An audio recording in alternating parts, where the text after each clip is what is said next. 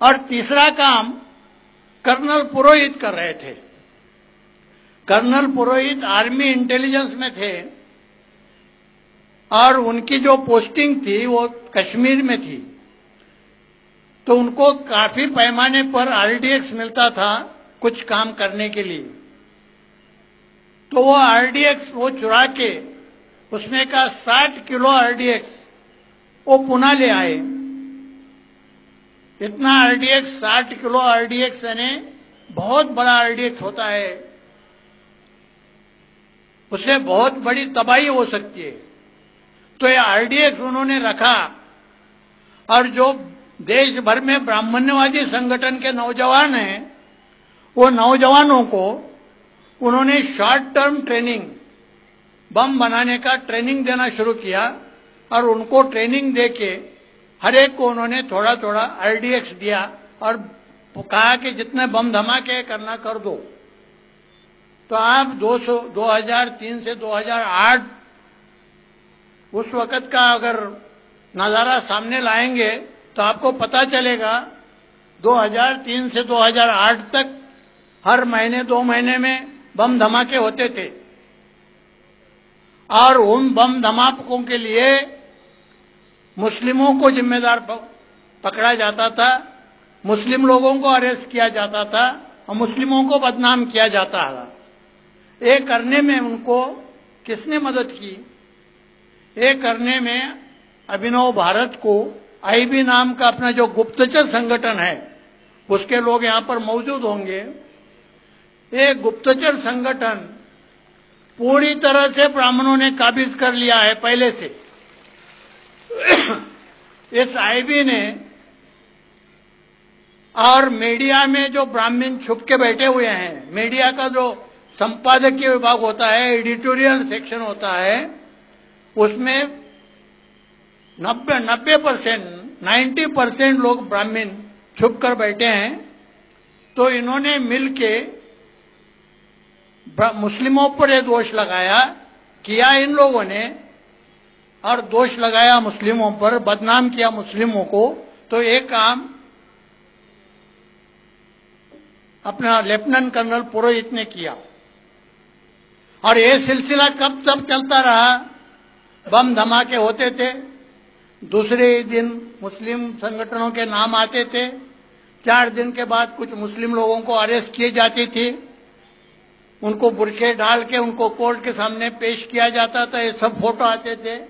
उसके कुछ दिन बाद चार्जशीट भेजी जाती थी और लोग एक धमाका बोले ना बोले तब दूसरा धमाका होता था और वही जो कहानी है वो दोहराई जाती थी। ऐसा 5-6 साल चला था। और यहाँ के जो आम हिंदूज हैं, आम जो आवाम है, इनका यकीन होते जा रहा था कि हम कितना भी बोले कि सब मुस्लिम आतंकवादी नहीं है, लेकिन बम धमाके तो वही कर रहे हैं। ऐसा आम हिंदुओं का धीरे धीरे यकीन होते जा रहा था। मैं आपको बताता हूं, अभी बोलते हुए अभी वो याद आता है तो अभी भी बदन पर रोंगटे खड़े होते हैं। अगर ऐसे और 4-5 धमाके हो जाते तो इस देश में तबाही मच जाती, इस देश में हिंदू मुस्लिम दंगे हो जाते और हो सकता अभिनव भारत और आरएसएस उनके प्लान में कामयाब होते, लेकिन ऐसा नहीं होना था। खुदा ने हेमंत करकरे को भेज दिया। हेमंत करकरे ने महाराष्ट्र एटीएस का चार्ज लिया जून 2008 में और सितंबर 2008 में मालेगांव का दूसरा ब्लास्ट या मालेगांव 2008 का जो ब्लास्ट कहते हैं वो ब्लास्ट हो गया। हमेशा की तरह आईबी आ गई। आईबी ने करकरे को बोलने की कोशिश की कि भाई ये सब संगठन है, ये कौन सा है, सिमी है, ये हुजी है, एलईटी है, इनके लोगों ने किया है, तो आप इन लोगों को अभी अरेस्ट करना शुरू करो। करकरे बहुत ईमानदार आदमी था, खुदा को डरने वाला आदमी था। उसने बोला मैं सबूत के बगैर कुछ भी काम नहीं करना चाहता, मैं मेरे तरीके से काम करूंगा, जो कानून में लिखा है, जो मुझे ट्रेनिंग में पढ़ाया गया है उसी मुताबिक मैं काम करूंगा। तो वो एक अच्छे पुलिस ऑफिसर के तरह उसकी तहकीकात करने लगे।